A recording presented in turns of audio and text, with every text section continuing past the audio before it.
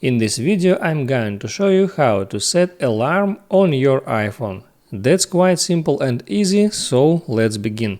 First, open up your settings and here select Control Center and make sure that alarm is right here in Included Controls. If there is no alarm here, just look for it in the More Controls and add it to Control Center. Just tap on that plus icon. Here I got the alarm.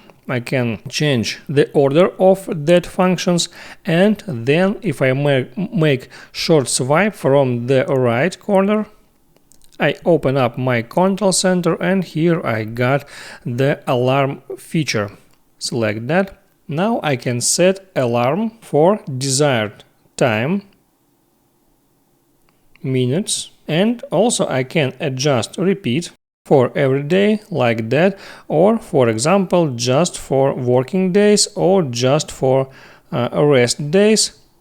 There I can select label, the name of that alarm, sound and snooze. And when I'm done, I just tap save icon. Also here are my another alarms. I can toggle it on or I can toggle it off in any time, and also I can delete this alarm. Just tap on the delete alarm button. So that's how it works, and I hope it helps you. So before you go, please like and subscribe.